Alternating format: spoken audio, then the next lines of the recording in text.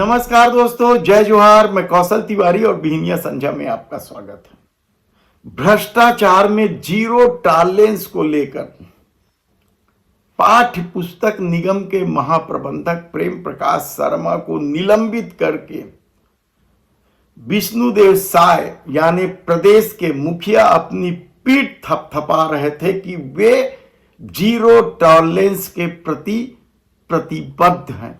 बिल्कुल zero tolerance के लिए हमारी सरकार प्रतिबद्ध है।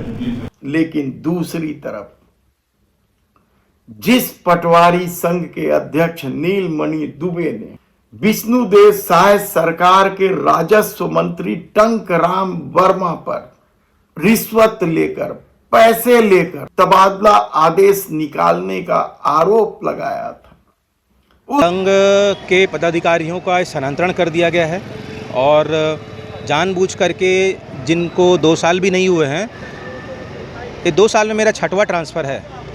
और हमारे सचिव जो हैं गुरुदत्त पंच भाई, वो 1 साल पहले दुर्ग में आए थे, उनको उठा के बलरामपुर कर दिए।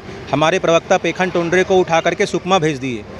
संघ के पदाधिकारी अंजलि शर्मा जो कि एक्टिव थी, उनको जो है धमतरी भेज दिया गया।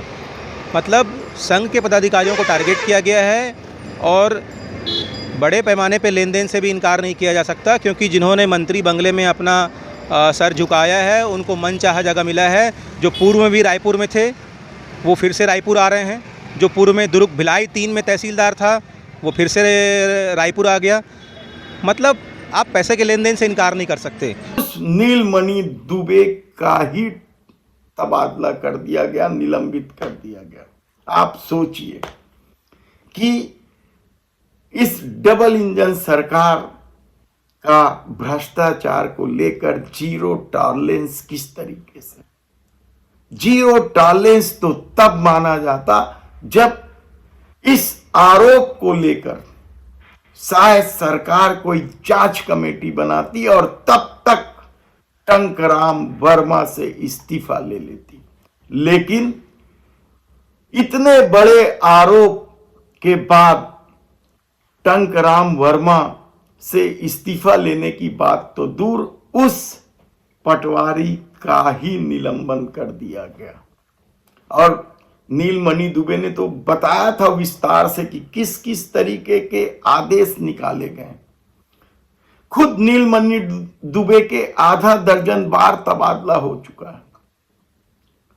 इसके अलावा किस तरीके से भ्रष्ट लोगों को क्रीम जगह, जो बोलते हैं मलाईदार जगह में बिठाया गया, किस तरीके से पैसे लिए गए, सब कुछ नीलमणि दुबे ने विस्तार से आरोप लगाया था। और इन आरोपों की जांच की बजाय यदि आरोप लगाने वाले उस पटवारी को ही निलंबित कर दिया जाए तो फिर भ्रष्टाचार में जीरो टॉलरेंस की प्रतिबद्धता को लेकर सवाल तो उठेंगे। हालांकि सवाल तो तब भी उठे थे। पाठ्य पुस्तक निगम की जो किताबें हैं कबाड़ में पकड़ाई थी, अब तो नेशनल खबरें बन गई है, वो राष्ट्रीय खबर। देश भर में इस मामले को लेकर विष्णुदेव साय सरकार की थू थू हो रही है। और आनंद फानंद में जांच कमेटी बना दी गई। जांच कमेटी में उसी अफसर को शामिल कर दिया गया और उसके अलावा एक और अफसर, 2 अफसर जिन पर भ्रष्टाचार के आरोप पहले ही है, उन्हें जांच कमेटी का सदस्य बना दिया गया। और जब गलती समझ में आई सरकार को तो उसने निलंबित कर दिया। लेकिन अभी तक जांच कमेटी से उन्हें नहीं हटाया गया है, ऐसी चर्चा। दूसरी तरफ इस मामले को लेकर जिन्होंने इन किताबों का मामला उठाया, जो स्वयं जाकर कबाड़ के इन किताबों को पकड़ा, वह रायपुर पश्चिम के पूर्व विधायक विकास उपाध्याय क्या कहते हैं, पहले सुन लीजिए। और भ्रष्टाचार की मोहर लगी शायद सरकार पर, जिस प्रकार से जांच कमेटी बनाई गई पाठ्य पुस्तक की निगमों को, पहले कबाड़ की दुकान में और फिर गलने और कटने के लिए पेपर मिल में बेचने का काम किया। इसमें सरकार की मिलीभगत है, अधिकारियों की मिलीभगत है। सरकार जांच कमेटी बनाती है, जिन 5 लोगों को जांच कमेटी में बनाती है, हम पहले दिन से कह रहे हैं कि वो 5 लोग में 2 लोग भ्रष्टाचार में लिप्त हैं और दूध का दूध पानी का पानी निकल कर आ गया। उसी में से एक महाप्रबंधक, पाठ्य पुस्तक निगम के महाप्रबंधक प्रेम कुमार शर्मा जी को आज उनके ऊपर कार्रवाई की गई। भारतीय जनता पार्टी की शायद सरकार साए भ्रष्टाचार कर रही है और मैं समझता हूं कि अभी बहुत सारे लोगों को वो बचाना चाहते हैं। जिस प्रकार से जिला शिक्षा अधिकारी जिन जिलों से, हमने पहले भी इस बात को कहा है कि 7 अलग अलग ज़िले से, धमतरी से, जसपुर से, सूरजपुर से, अंबिकापुर से, अलग अलग जगह से राज्य पाठ्य पुस्तक निगम की किताबें, पाठ्य पुस्तक निगम की किताबें बच्चों को जो मिलनी थी वो कबाड़ की दुकानों में मिली है। तो वहाँ के शिक्षा अधिकारी और संकुल के प्रभारियों को जांच के दायरे में लाया जाए। लेकिन भारतीय जनता पार्टी की जांच कमेटी, सरकार की जांच कमेटी उन लोगों को बचाना चाहती है। मैं समझता हूँ अभी तो और पत्ते खुलने वाले हैं। जिन लोगों ने, जिन के चेहरे में लाली है, उन सब लोगों ने खाई दलाली है। इस बात को हम पहले से कह रहे हैं। मैं समझता हूँ कि अभी कांग्रेस पार्टी सड़क से लेकर सदन तक और सदन से न्यायालय तक हम इसकी लड़ाई को लड़ेंगे।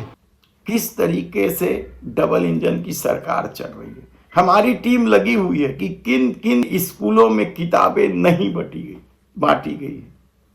हमारी टीम कई स्कूलों का दौरा कर रही है और पता लगाने की कोशिश कर रही है कि किताबें कहाँ नहीं बटी। शिक्षा सत्र शुरू हुए 3-4 महीने हो गए।